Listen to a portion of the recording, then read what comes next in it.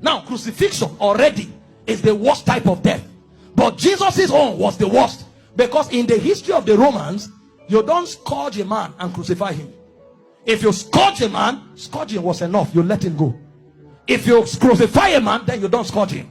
They scourged and crucified Jesus. I sent them a journal of American Doctors Society. They did an investigation on the physical death of Jesus and the conclusions they came out with.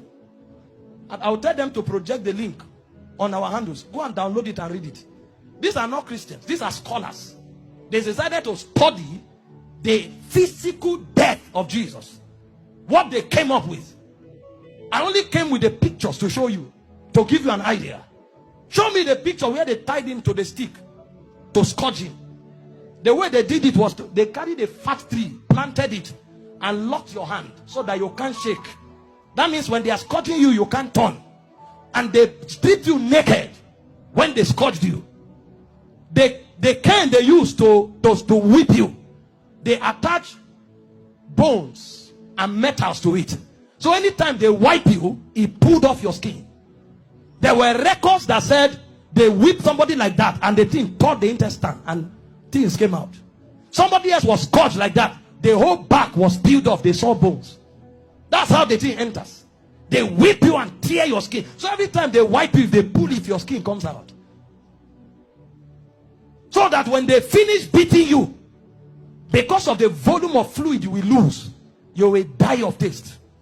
If you don't die of heart failure. This is scourging. And the Romans don't flog 39. It's the Jews that flog 39. The Romans flog until they are tired.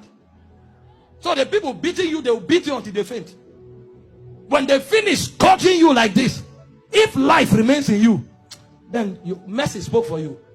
After they scourged him, they now took him trekking with the cross for close to 1 kilometer to Golgotha. He lost so much weight that short journey he fell 3 times. He couldn't walk. And nobody will give him anything to drink. Historian said when his face was wiped, blood stains crested the mark of his face on the handkerchief. Everywhere was bleeding. Can I show you the scripture that described this punishment? Isaiah 52 verse 14. Give me the Passion Translation. When they finished beating Jesus, that alone would have been enough. See the way Isaiah 52 verse 14 described him after he was scourged. TPT, give me the Passion Translation. It said, just as many were appalled. You know the word appalled? Who is an English person here? Huh? Highest level irritation. When you saw him, you are like, what is this? You couldn't describe it. It said many were appalled at the sight of him. For so mad, you know the word mad, disfigured. So disfigured was his appearance, like an object of horror. When he came out of the scourging, if you saw him, you thought he was an object of horror. And he said he no longer looked like a man. They literally disfigured him. And they didn't stop there. They now gave him the cross, carried it, and went to Golgotha. Then they began crucifixion. In crucifixion, they nail you at your wrist. Because the idea was for you to hang there until you suffocate. You know, the word excruciating didn't exist until the Romans started crucifying people. Because the word excruciating comes from the word cruciating. And the word cruciate comes from crucifix. So it's excruciating is actually a pain you feel when you are crucified. Because there's no pain in that class. When a man is crucified, his whole weight hangs on his wrist. And the only support he has are the nails on his toes. And when they crucify you, you saw a picture of Mel Gibson where you were straight. You can't be straight when they crucify you. Because your back, there's no space to stand straight. You have to turn sideways to hang. Because this is how you hang. Your weight actually hangs on your wrist. If you are tired and you want to gain small balance, you now push it on your toe that is on the nail. That's why when they wanted to kill the criminals, they broke their legs. And the reason is because when you are hanging, your stomach is bent so that your diaphragm can't breathe. Air can't enter. So Jesus was there for 6 hours. You know what that means? For 6 hours, every time he breathed, he had to pull himself up. So he pulled himself on a nail up to breathe for 6 hours. He will pull up, breathe, go back, pull up for 6 hours. Remember, his back is already torn. So as he's pulling up, he's feeling pains on the wrist, his back is scrubbing on the cross, and his leg is feeling pain. To breathe and go back. Every breath was death. For you. For 6 hours. And they were mocking him at the same time. So there was soulish torture, there was physical torture. As if that's not enough, he carried sin on him. So God was not connected to him at the time. God had to turn away. So there was spiritual torture, soulish torture, bodily torture. So much so that he cried, Eloi, Eloi, lama sabachthani, my God, why hast thou forsaken me? It's like a disconnection between your spirit and your soul. So the man was no longer alive. He died in the spirit before he died in the natural.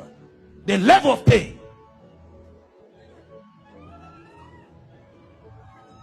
We don't know what was done for us. In 6 hours. Can you imagine? And guess what? His mother was there. Can you stand naked before your mother? This is the man that the mother saw do wonders. How come? Imagine when he looked at their faces. See what you'll be interpreting. Some are saying, why? How come? Why can't you do anything today? Then the Jewish people were mocking. Physician, heal yourself. Fake prophet, I thought you said you have miracles. Why don't you come down? The thieves that were on the cross, one was mocking him. So from everywhere. Meanwhile, all the sicknesses on earth were on him on the cross.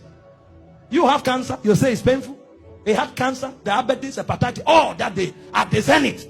Because he carried sickness, he carried sin, and he carried the reproach of God. You don't know the reproach of God until you go to hell. So for those 6 hours, he was in hellfire. Until a point came when the price was paid, he looked up and said, I'm thirsty. They gave him vinegar. He said, no, that's not what I'm looking for. I'm looking for the river that flows from the throne of God. I'm looking for that which satisfies indeed. When they didn't have it to offer, he said, it is finished. And he said, Father, unto you I commit my spirit. I commit. Because they couldn't kill him. They couldn't kill. No, you don't kill him. This commandment I've received from my Father. I have the power to lay down my life and to take it up. So he felt all those pains, keeping his life inside him. He had the choice to give up the ghost early. But if he gave up the ghost before the scourging, the sacrifice won't be complete.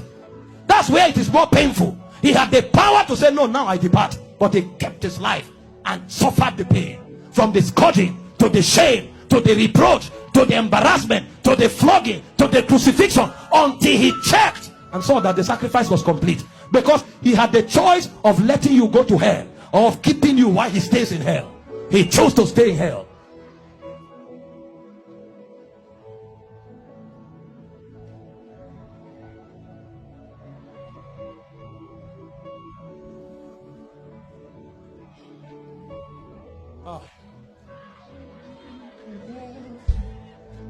No throne without the cross.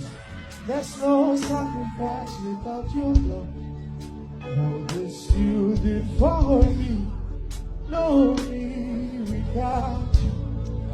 No throne without the cross. There's no sacrifice without your blood. All this you did for me. No me without you.